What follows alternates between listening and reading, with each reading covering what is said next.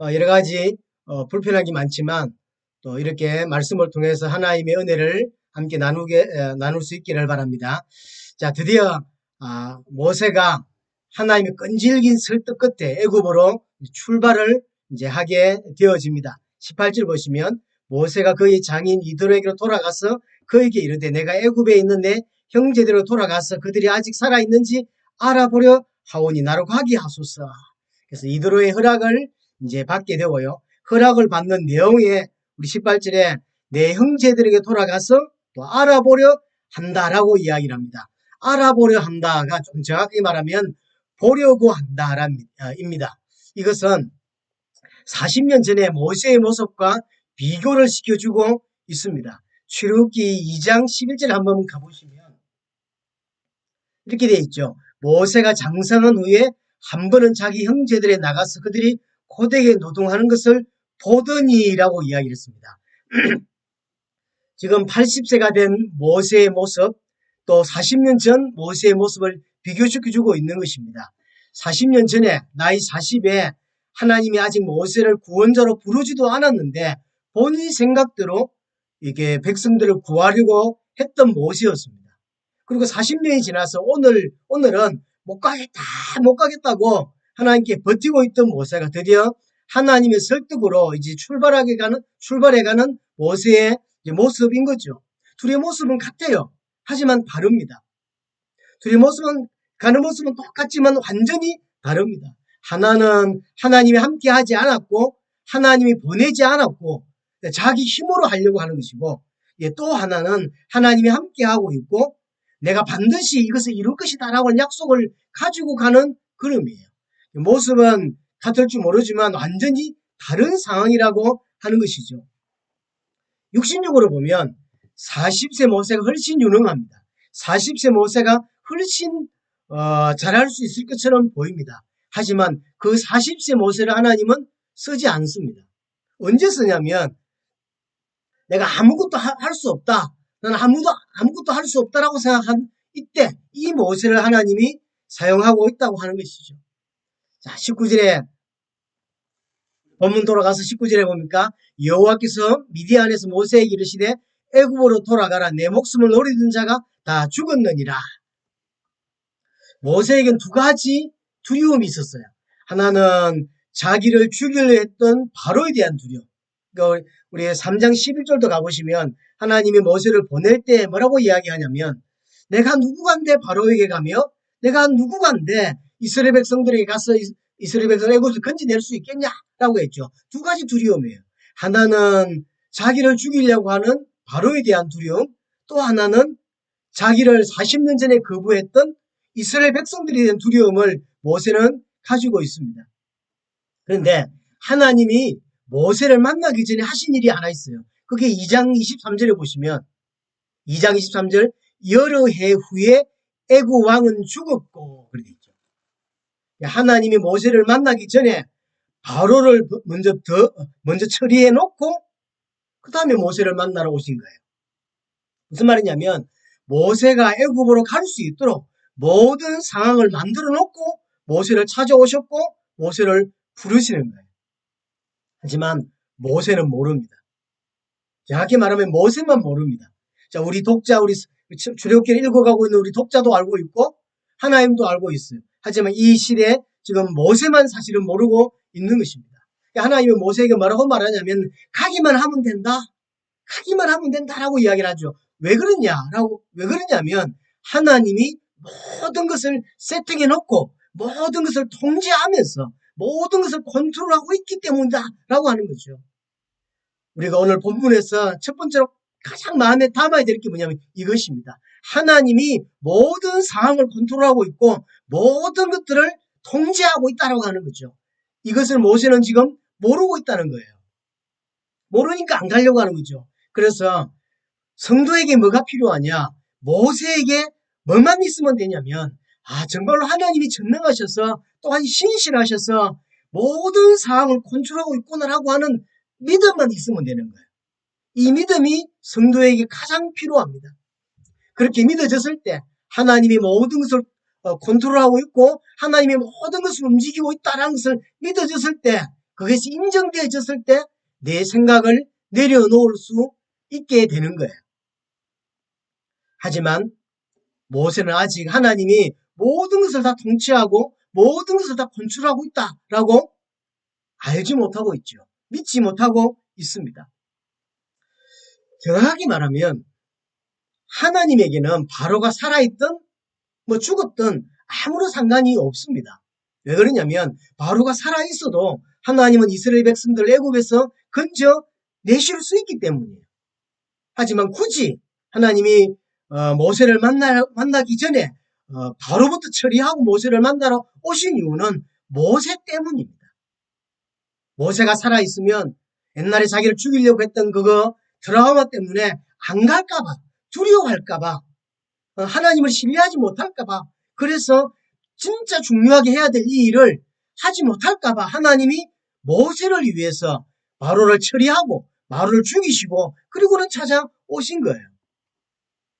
하나님이 모든 것을 통치하고 있고 하나님 모든 것을 컨트롤하고 있고 또 그 모든 컨트롤 속에 시간표를 또 그것을 언제 하면 좋겠냐라고 하는 그 때를 모든 시간표를 하나님이 다 움직이고 있는 것입니다.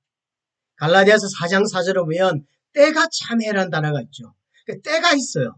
하나님이 그리스도를 보내시는 때 그건 하나님만 정확하게 아시죠. 언제 가면 가장 좋을지 그 모든 것과 그 모든 것의 시간표를 하나님이 전부 다 통제하고 있고 컨트롤하고 있다라고 하는 것입니다. 그러면 그렇게 하나님이 모든 것을 컨트롤하고 모든 것을 움직이시는 것의 목적이 뭐냐는 거죠. 무엇 때문에 사건도 주고 무엇 때문에 컨트롤하고 무엇 때문에 시간표를 맞추고 그렇게 하냐는 거죠. 그건 구원입니다. 구원이라는 것을 두고 하나님은 모든 것을 움직이십니다. 자, 보세요. 하나님이 이스라엘 백성을 칼급하게 만드셨죠. 자, 출애굽기 2장 23절을 가보면 뭐라고 되어 있냐면 이스라엘 자손은 고된 노동으로 말미암아 탄식하며 부르짖으며 그 고된 노동으로 말미암아 부르짖는 소리가 하나님께 상달된지라. 24절에도 하나님이 그들의 고통소를 들으시고 그랬죠. 이스라엘 백성들이 굉장히 지금 어려움에 처하게 된 거죠. 그러니까 칼급하게 되어진 거죠.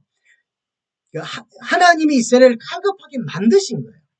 더 어렵게, 나중에 보면 알지만 계속 더 어렵게 만드십니다. 왜냐하면 더 칼급해지도록.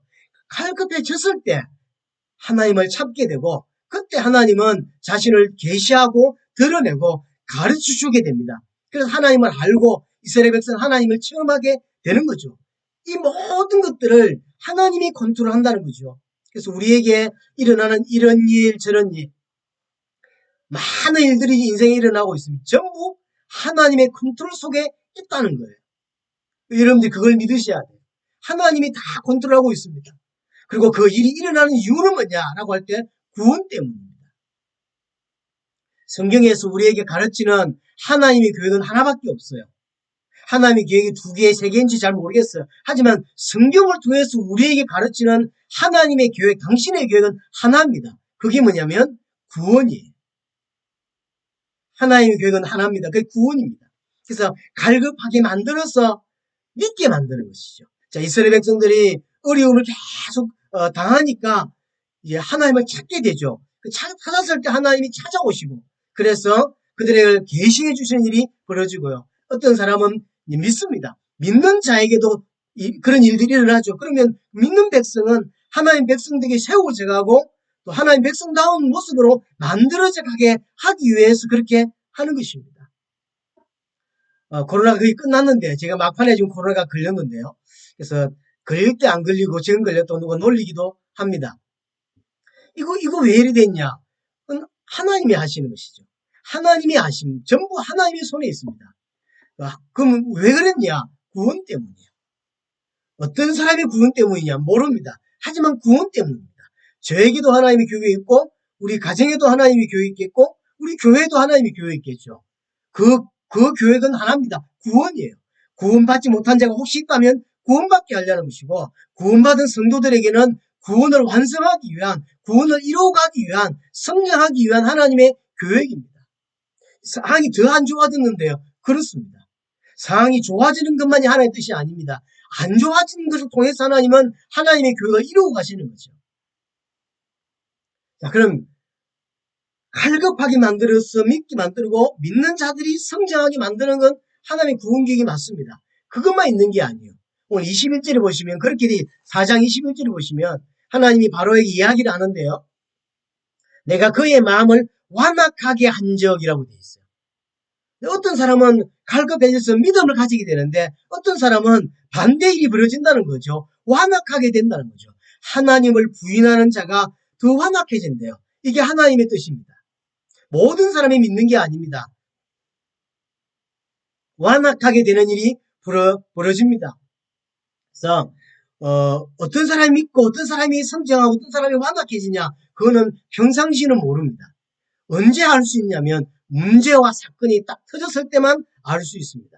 문제와 사건이 터져지면 이게 나누어지게 되는 것이죠. 그래서 믿는 사람은, 하나님이 구원하기로 작정한 사람은 믿는 쪽으로 방향이 가고요. 그렇지 않은 사람은 믿지 않는 쪽으로 방향을 틀어지게 있어요. 그래서 하나님을 대적하고 하나님을 거부하고 하나님을 신뢰하지 않는 쪽으로 방향의 모습이 나오게 돼 있어요. 그거는 평상시 같이 있을 때는 아무도 알 수 없습니다. 같은 교회 안에 있을 때는 몰라요. 문제가 없을 때는. 문제가 딱 등장해보면 이 사람이 믿음의 사람인지 하나님의 은혜를 주시는 사람인지 아닌지가 표시가 싹 납니다. 그렇죠. 그래서 문제가 바로 하나님의 뜻을 이루어가는 방법이에요. 갈급해져서 믿음으로 가고 갈급해져서 신앙이 성장하게 되고 또 어떤 문제 때문에 갈급해져서 믿음으로 가는 게 아니라 더 완악한 쪽으로 갑니다. 이게 저 세 개가 전부 다 하나님의 뜻입니다. 반드시 세 가지로 녹일 수밖에 없어요. 문제가 오면 믿는 사람 안 믿는 사람이 딱 구별이 되고요. 택한 사람과 택하지 않은 사람이 구별이 되고요. 문제가 오기 전에 몰라요. 문제가 오면 신앙과 불신앙이 딱 이렇게 갈라지게 되는 거예요. 문제가 와봐야 하는 거예요. 그래서 하나님이 구원할 사람에게도 문제를 주고 그 다음에 구원한 사람에게도 문제를 주는 거예요. 문제를 주어서 그래서 하나님의 뜻에 따라서 계속 이렇게 성장할 수 있도록 만들어가는 거죠. 진짜 하나님의 사람은 문제 무너지지 않습니다. 뭐랄까요? 무너지지 않아요. 하나님의 사람은 반드시 문제 때문에 일어서게 되고 성장하게 되고 하나님께로 더 나아가게 되고 말씀을 더 붙잡게 돼 있어요. 하지만 참 신앙이 좋은 것처럼 보이는데 문제 오니까 사건 터지니까 뒤로 팔을 빼고 그 다음에 하나님을 대적하는 자리에 서는 사람이 생기는 거예요. 왜 그러냐면 안 믿은 사람이죠. 원래 하나님을 대적하였던 자죠. 근데 대적할 사건이 안 터졌을 뿐이에요. 하지만 이제 사건이 터지니까 대적하는 쪽으로 완악한 쪽으로 가는 것입니다. 한 가지 짚고 넘어가야 되는데 완악해졌다라는 게 무슨 뜻일까? 완악해졌다.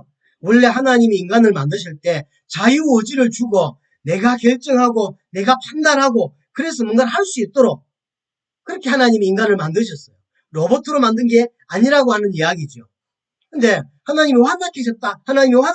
바로가 완악해졌다는 이야기는 그는 바로의 자유의지를 무력화시키고 장악했다는 뜻인가? 그래서 로봇이 되었다는 말인가? 그 말이 아니에요. 하나님은 환경만 제시해 줍니다. 환경을 우리에게 던져주시고 상황을 제시해 주세요. 그러면 그렇게 되면 하나님 은혜를 주지 않으면 그가 가지고 있는 죄성 때문에 하나님을 저주하고 하나님을 거부하고 하나님을 대적하는 자가 될 수밖에 없는 거죠. 하나님의 은혜를 주시지 않으면 이렇게 되는 거예요. 그래서 완악해졌다는 이야기는 하나님 그 사람의 자유의지를 뺏었다는 이야기가 아니라 은혜를 베풀어 주지 않는다는 이야기. 은혜를 주지 않는다는 이야기는 다른 말로 내버려 두신다는 거죠. 이걸 신학으로는 유기라고 하죠. 내버려 두시는 거죠. 그래서 우리 인생에 하나님이 나를 간섭하시고 내버려 두는 것이 아니라 찾아오시고 그렇게 해야 돼요. 그게 올바른 인생입니다. 그게 하나님의 백성이에요. 하지만 내버려 둔다는 이야기, 유기하셨다는 이야기는 유기해버리면 하나님 은혜를 주지 않는다는 이야기인데 하나님 은혜를 안 주면 어떻게 되냐면 내 안에 있는 그 죄성, 창세기 3장에 시작된 그 죄와 그 죄성이 나를 하나님을 반대쪽으로 가게 합니다. 그 죄성은 어느 정도냐면 하나님을 대적하는 쪽으로 끌고 가게 되어 있다니까요.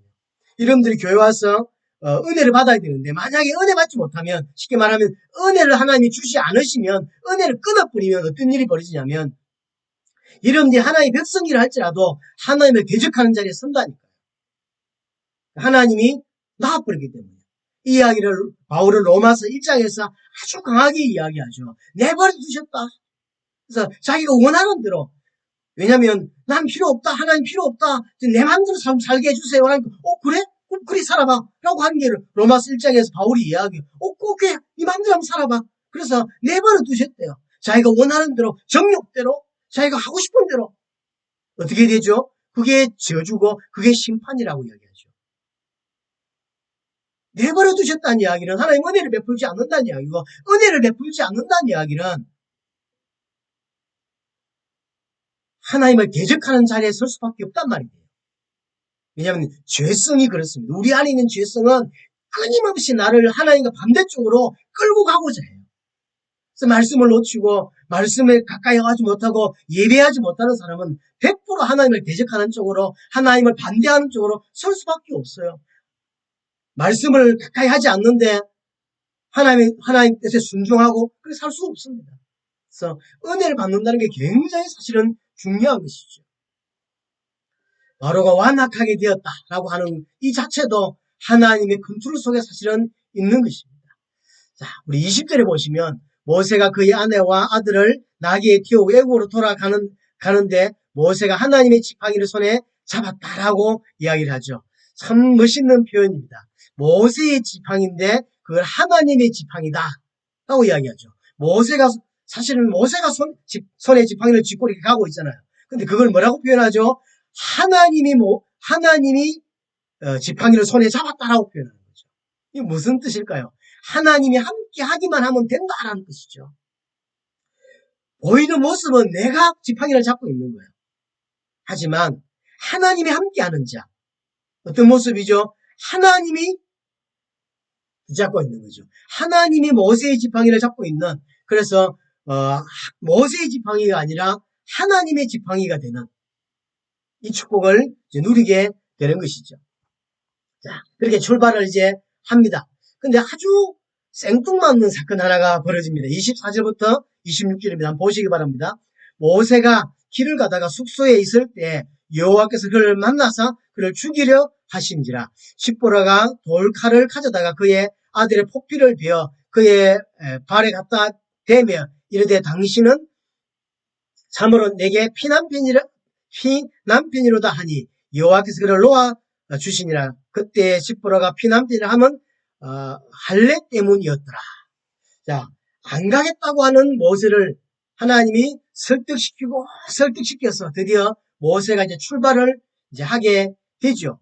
출발을 하는데, 그럼 이제 하나님이 아이고 잘한다고 엉덩이를 두드려줘도 안 될 판에 이게 지금 갑자기 모세를 죽이려고 한 사건. 굉장히 뜬금없고요. 굉장히 이상한 사건이죠. 아마 여러분들 중에서도 이게 무슨 일이지? 라고 생각했던 분들이 많았을 것입니다. 저도 이 설교를 여러 번 들은 기억도 있고요.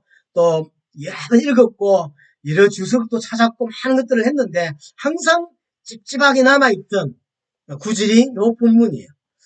네, 저만 그런 줄 알았는데 그게 아니라 고대로부터 지금까지도 이상하게 남아있는 본문이 사실 이 본문이에요. 안 가겠다고 하는 이런 모세를 끝까지 설득시켜가지고 가려고 하는 모세를 갑자기 하나님이 죽이려고 하는 사건. 그래서 지금까지 이야기를 하자면 이게 신학자들에게, 지금까지 신학자가 얼마나 많이 나왔겠습니까? 수많은 신학자들 중에서 이거다라고 딱 말하기가 힘든 이 부분이 오늘 본문이에요, 사실. 그래서 굉장히 난해 구절로 뭐랄까요? 내용이 난해한 게 아니라 왜 이 부분이 등장했는가에 대한 이유를 잘 모르겠던 그런 난해 구절이 오늘 본문인 것입니다. 자, 내용은 간단합니다. 하나님이 죽이려고 한 대상이 모세가 맞아요. 그 이유는 아들의 할례 때문이었고, 십보라가 이걸 어떻게 알았는지 아들의 할례를 하니까 하나님이 모세를 놓아주게 되어지죠. 세 가지는 확실한 거예요. 죽이려고 했던 대상이 모세가 맞는 것이고요. 그 죽이려고 한 이유가 할례 때문이고, 할례를 행하니까 하나님이 모세를 놓아서 애굽으로 가도록 이렇게 놓아 주셨다고 하는 거예요. 이 세 가지는 일단 분명히 확실합니다. 또 지금 그 이스라엘 출신도 아닌 이 십보라가 이게 할례를 행해야 되는구나를 어떻게 깨달았느냐? 그것도 몰라요. 안 나와 있어요. 어떻게 십보라가 알았을까? 알 수가 없어. 성경은 우리에게 정보를 제공해 주질 않아요. 쉽게 말하면 알 필요 없다는 이야기죠. 그것은. 하여튼 그럼 이게 어떤 일인가? 이거 뭐 때문에 이것을 설명하는가? 그래서 이런 것도 찾아보고 저렇게 찾아보는데 답은 제 개인적으로 오늘 우리에게 주시는 답은 이거라고 생각이 들어집니다. 하나님이 모세에게 뭔가를 지금 체험시키고 있고 이 체험은 나중에 이스라엘이 체험되어야 될 부분인 거죠.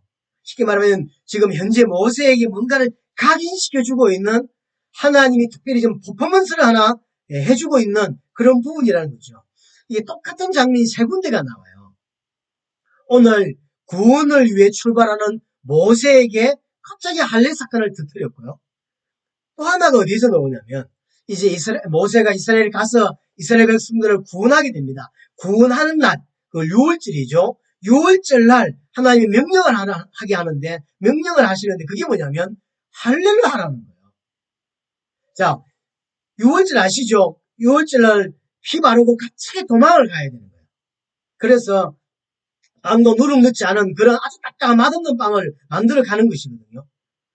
근데 할례를 하면 어떻게 됩니까?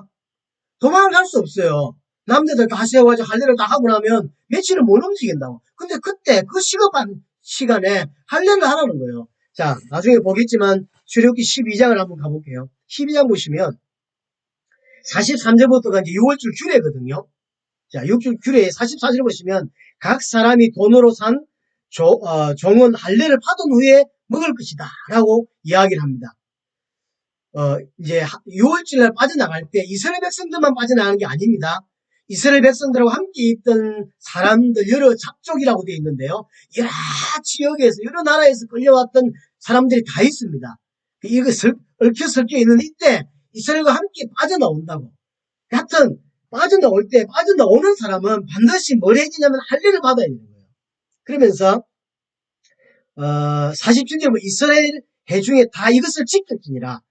48절에 너희와 함께 거류하는 타국이니 여호와 유월절을 지키고자 하거든 그 모든 남자는 할례를 받은 후에야 가까이 하여 지킬지니라. 그는 본토인과 같이 될 것이나 할례 받지 못한 자는 먹지 못할 것이다. 49절에 본토인에게나 너희 중에 거류하는 이방인에게 이 법이 동일하니라. 50절에 온 이스라엘 족속은 이와 같이 행하되. 그래서 이스라엘 백성이든 이방인이든 유월절을 통해서 나도 이스라엘 백성처럼 함께 빠져나가겠다. 나도 이스라엘 백성이 영적인 이스라엘 백성이 되겠다라고 하는 사람은 반드시 이렇게 해야 된다는 거죠. 이는 이스라엘 백성 이방인 상관없으면 다 할례해야 돼요. 상식적이지 않죠. 지금 도망가야 되는데 하나님이 할례를 하래요. 할례하면 못 갑니다. 남자들 중에서 군대에서 할례한 사람들이 있는데 할례하고 나면 며칠 못 움직입니다. 그렇죠? 며칠 못 움직여요. 그래서 가만히 들어놓고 있다고. 근데 지금 출애굽에 도망을 가야 되는데 할례를 했다니까요. 또 하나가 어디냐면 여호수아 5장에 보면 이제 모세는 죽고 여호수아가 이제 가나안을 정복하게 되어집니다. 요단을 건너서 이제 길갈에서 이제 할례를 행하게 하죠. 이제 전쟁 중이었어요. 전쟁 중에 적군을 앞에 두고 할례를 합니다. 적군과 대치하는 상황입니다. 적군과 대치하는 상황인데 할례를 해요. 어찌 됩니까? 잘못하면 전멸되죠. 전멸. 근데 지금 그렇게 하게 하는 거예요. 희한하죠? 이해가 안 되죠? 근데 똑같은 사건이 세 가지. 이 세 가지의 공통점이 뭐냐면 구원과 밀접한 관계가 있다. 자, 구원자로 출발하는 시점에 죽이려고까지 하면서 할례를 아들에게 하게 한 모세의 할례 사건. 자, 출애굽의 아주 긴박한 상황에서 지금 조용히 뛰어나가도 안 될 판에 남자들 다 세워서 할례를 시켜가지고 그리고 가게 하는 그래서 할례를 끄집어내시고 또 길갈에서 전투 중에 적군을 저 앞에다 세워놓고 대치 상황 속에서 물론 요단을 건너면서 그 적군들이 상당히 마음에 녹았다 그랬어요. 두려웠던 부분이 분명히 있었습니다. 그런 상황이긴 하지만 그래도 전쟁 중이고 적군이 저 앞에 대치하고 있는 상황 중에서 할례를 했어요. 그러니까 지금 그때 할례를 끄집어내셨죠. 이게 전부 구원하고 관계가 있는 거예요. 자, 그러면 할례가 어디에서 나왔는지 먼저 살펴야 되겠죠. 할례는 창세기 17장 아브라함에게 주셨던 언약이 할례죠.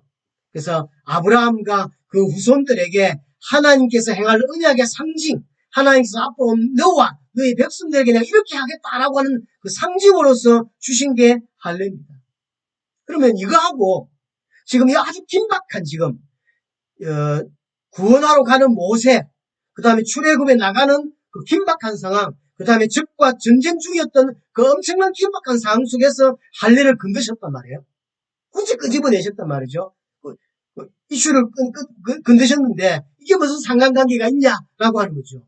이것은 지금 이렇게 행하는 이 구원 사역이 하나님의 언약 때문에 이루어지는 것이다라는 사실을 깊이 있게 상기시키기 위한 거예요. 모세를 통하여 지금 진행하는 이 사역이, 이 구원 사역이 하나님의 언약 때문이다. 하지만 모세와 이스라엘 백성들은 그렇게 생각하지 않는 거예요. 언약 때문이다라고 생각했는 거죠. 뭐 때문이라고 생각하냐면 다시 2장 23절에 가보시면 그들이 너무 고통을 당하고 있고 그래서 탄식하고 그래서 하나님께 부르짖었죠. 부르짖으니까 23절 마지막에 부르짖는 소리가 하나님께 상달되었다. 또 24절에 하나님이 그들의 고통 소리를 들으시고 라고 했죠. 들으셨기 때문에 그래서 우리를 구원하시는갑다 라고 생각하고 있죠. 잘못 생각한 것입니다. 그렇지 않습니다. 이게 오해입니다. 그게 착각입니다. 24절 보세요. 2장 24절에 보시면 뭐라고 되어 있냐면 하나님이 그들의 고통소를 들으시고 하나님이 아브라함과 이삭과 야곱에게 세운 언약을 기억하사 그랬죠. 언약을 25절에 하나님이 이스라엘 자손을 돌보셨고 하나님이 그들을 기억하셨더라. 아브라함을 기억하시고 조상들과 맺은 언약을 기억하셨기 때문에 구원하시려고 하는 것이지 그들이 기도했기 때문에 그들이 부르짖게 됐기 때문에 그래서 구원하는 게 아니다라는 사실을 분명하게 하기 위한 거예요. 엄청난 차이 나는 것이죠. 언약의 하나님이 언약을 이루시는 그것이 출애굽기 사건입니다. 이걸 상기시키는 거예요. 우리가 부르짖었기 때문에 우리가 교회 나와서 뭔가를 막 했기 때문에 하나님이 나를 구원해 주신다. 그게 아닙니다. 그렇지 않습니다. 천년을 여러분도 교회나 기도해도 구원받지 못할 사람이 있습니다. 그렇죠? 구원은 그래서 받을 수 있는 게 아닙니다. 우리가 고통당하고 있기 때문에 구원받는다. 아닙니다. 그래서 구원하는 게 아닙니다. 우리가 부르짖었기 때문에 그걸 들으셨기 때문에 구원을 한 것이 아니라는 거죠. 구원은 하나님의 언약의 성취다라는 사실을 분명하게 설명하기 위해서 절대로 잊지 아니하도록 그래서 퍼포먼스를 지금 갑자기 모세에게 하고 나중에 출애굽 사건에서 6월절 날 방일에 하게 하고 그 다음에 길갈에서 하게 하는 것입니다. 이것은 오늘날 우리에게도 동일하게 적용이 되어집니다. 우리가 구원받는 이유도 똑같습니다. 창세전에 성삼위 하나님이 우리를 구원하시겠다고 성삼위 하나님이 끼리 맺으신 언약 때문에 내가 오늘날 구원받은 거예요. 내가 뭔가를 잘했기 때문에 우리 부모님이 기도를 많이 해줬기 때문에 구원받는 게 아니라 하나님께서 성삼위 하나님께서 언제 어느 시간에 태어날 이 사람을 구원하겠다고 성삼위 하나님이 예정하신 거예요. 그렇게 언약하셨던 거죠. 그 언약 때문에 제가 구원받은 거예요. 그래서 여러분들이 구원받은 것입니다. 그걸 분명하게 하기 위한 것입니다. 그래서 할례를 통해서 언약 때문에 이것을 분명하게 언약 때문에 구원하는 거다라는 사실을 분명하게 우리에게 설명하기 위해서 이 긴박한 상황에 그 중요한 시간에 하나님이 할례 사건을 터뜨리고 있는 거죠.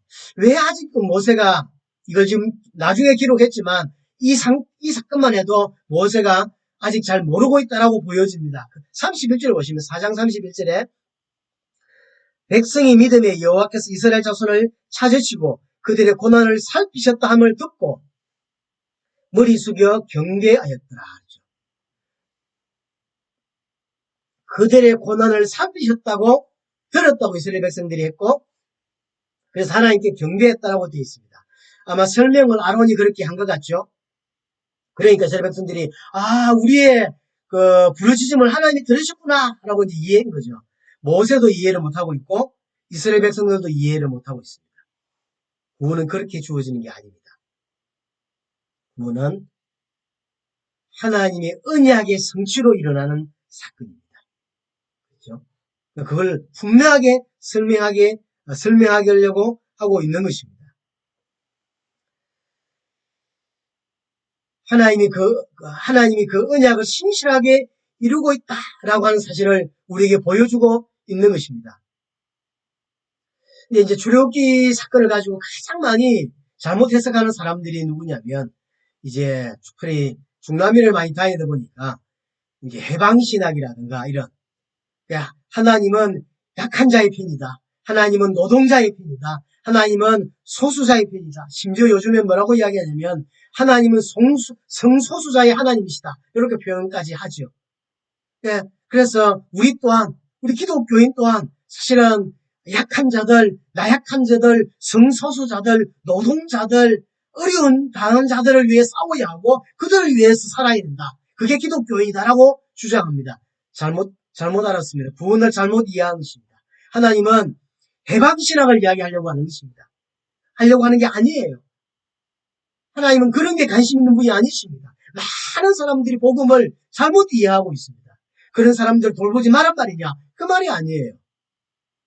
하나님 그걸 하려고 하는 게 아닙니다. 하나님 언약하신 대로 그 언약을 이루어가고 계신다는 것을 우리에게 보여주고 있는 것입니다.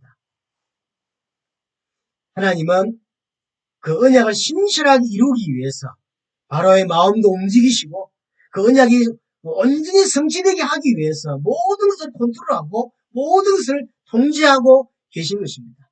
어떤 사람들이 볼 때 모습이 조금 더 뭐랄까요 더 멋있는 모습으로 가야 되는 것도 있지 가했으면 더 좋겠는데 반대로 가는 것도 있습니다. 왜냐? 사건이 계속 일어나니까. 왜냐하면 빨리 알아들어야 돼요. 하나님이 사건을 허락하신 것이고 그 사건을 대하는 성도가 아직 너무나 연약하고 믿음이 없기 때문이라는 사실이에요. 믿음이 없으면 항상 뒤로 후퇴하는 쪽으로 가고 그렇게 돼 있어요. 하지만 믿음의 사람, 진짜 하나님 믿는 사람은 문제가 안 좋을수록 계속 전진하고 성장하고 더 나아가고 믿음이 성장하는 쪽으로 갑니다. 교회가 계속 더 어려워지죠. 이유는 하나입니다. 교회 안에 진짜 믿는 사람이 없기 때문이에요. 없으면 교회가 계속 어려운 쪽으로 가게 돼 있어요. 그게 표시가 안 나고 있다가 여러 가지 이유로 많이 모여 있다가 사건이 터지고 문제가 터져보니까 이제 드러나는 거예요. 계속 복음이 선포되고 계속 복음이 선포돼 보면 알아요. 1년 선포되고 2년 선포되고 3년 선포되면 그전까지는 몰랐다니까요. 다 믿는 줄 알았어요. 하지만 선포돼보면 안다니까. 선포돼보면 이게 흩어지고 이게 응집력이 없고 왜 그랬냐면 안 믿었기 때문이에요. 안 믿었기 때문에 그래요. 하나님이 은혜 주시는 사람은 믿는 쪽으로 가고요. 믿는 사람은 더 믿고 더 깊어지고 더 단단해지는 쪽으로 갑니다. 하지만 반대로 어떤 사람도 나오냐면 하나님을 대적하는 쪽으로 하나님을 거부하는 쪽으로 이런 쪽으로 나온다니까요.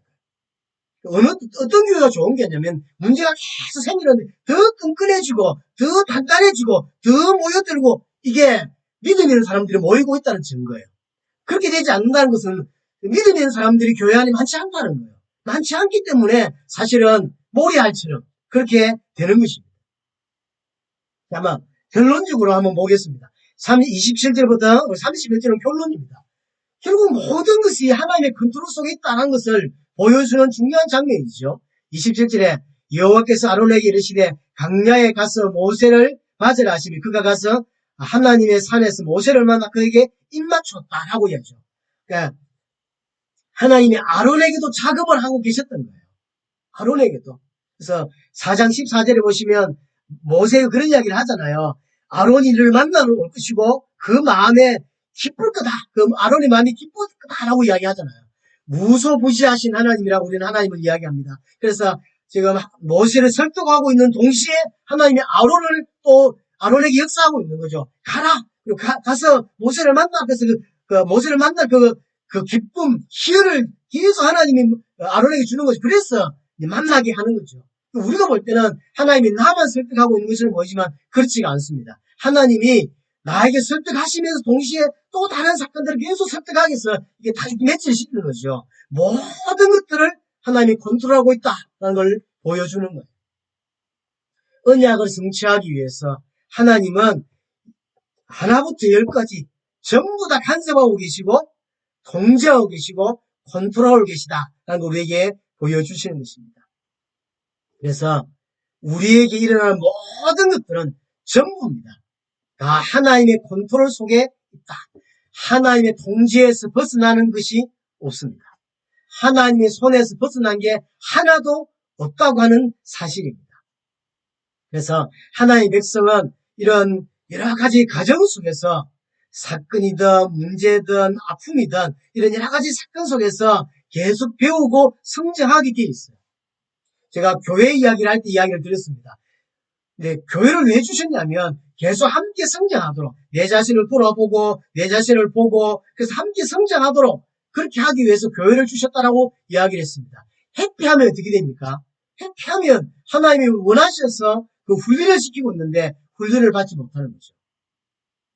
그래서 출애굽상에 머물러 있는 신자가 의외로 많습니다.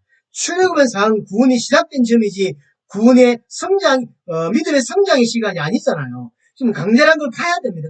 가면서 성장해야 돼요. 구원을 이루어야 돼요. 그런데 생각보다 많은 신자들은 출애굽한 상태로 그대로 머물러 있다고 하는 거죠. 왜냐하면 해피했거든. 내게 아픔이니까. 그러니까 교회를 그토록 오래 다녔는데 그토록 성경도 보고 설교를 한두 편 들어봅니까? 그렇게 많이 들었는데 불구하고 성장하지 못하는 성도. 제자리에 머물러 있고 오히려 후퇴하는 것으로 보이고 왜 그러냐면 계속 회피하는 거예요.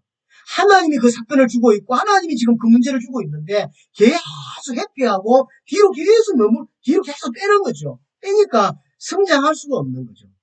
그런 사람들이 모여보세요. 되는 게 없어요. 될 수 있는 게 하나도 없습니다. 하나님은 우리를 사랑하시고 그래서 문제를 우리 앞에 계속 던져주시면서 계속 하나님께로 나아갈 수 있도록 그래서 모든 것을 하나님이 통치하고 있고 통제하고 있고 제어하고 있고 컨트롤하고 있다는 사실을 믿으셔야 되고 그런 모든 것의 때 시간표 또한 하나님이 전부 다 움직이고 계신다라고 하는 것입니다. 그래서 하나님의 사람은 100% 믿음의 쪽으로 갑니다. 하지만 하나님의 사람 아닌 사람은 100% 하나님을 대적하는 쪽으로 부인하는 쪽으로 거부하는 쪽으로 가게 돼 있어요. 아무리 좋은 핑계를 대더라도 그건 어쩔 수가 없는 것이죠. 자, 28절부터 31절 보면 이제 모세가 두려움을 가지고 이스라엘 백성들을 만나러 갔고 그래서 이제 장로들을 만나죠. 모세가 여호와께서 자기에게 분부하여 보내신 모든 말씀과 여호와께서 자기에게 명령하신 모든 이적을 아론에게 알리니라. 그러니까 19절 모세와 아론이 가서 이스라엘 자손의 모든 장로를 모으고 아론이 여호와께서 모세에게 이르신 모든 말씀을 전하고 그 백성 앞에서 이적을 행했다라고 이야기하죠. 모세가 걱정했던 것 두 번째, 이스라엘 백성 나를 거부하면 어떡할까? 이스라엘 백성 나를 인정하지 않으면 어떡할까라고 하는 두려움이 있었습니다. 그런 일은 일어나지 않았습니다. 그렇죠? 그런 일은 일어나지 않았어요. 모세가 바로를 너무 두려워해서 안 가려고 했는데 그것도 일어나지 않았고 하나님 먼저 그럴까 싶어서 바로를 처리하셨고 또 이스라엘 백성 나를 인정하지 않을까 싶어서 이스라엘 백성 나를 구원자로 생각하지 않을까 싶어서 못 가겠다라고 생각했는데 그런 일은 일어나지 않았습니다. 우리는 일어나지 않을 일을 고민하고 일어나지 않을 일 때문에 걱정하고 일어나지 않을 일을 땡겨서 염려하고 하나님을 원망하는 그런 일이 계속 일어날 때가 많이 있습니다. 하나님이 모든 것을 컨트롤하고 있다고 하는 사실입니다. 전부 하나님의 손에 있다고 하는 사실이죠. 그래서 마지막에 머리 숙여 경배하였다라고 되어 있죠. 잘은 모르겠지만 400년 만에 하나님께 올바르게 예배하는 것 같습니다. 400년 만에. 하나님께서 이제 이스라엘 백성들의 은혜를 베풀어 주고 있는 것입니다. 오늘 출애굽기 4장 18절부터 31절 내용을 통해서 하나님이 모든 것을 컨트롤하고 계시고, 그래서 하나님이 구원을 두고 모든 것을 움직인다는 사실, 또 그 구원은 언약의 성취로 일어난 것이다라는 사실을 우리에게 보여주고 있습니다. 이번 주간도 정말로 하나님이 인정하고 하나님 앞에서 하나님께 동행하고 하나님의 인도를 받는 여러분이 되시기를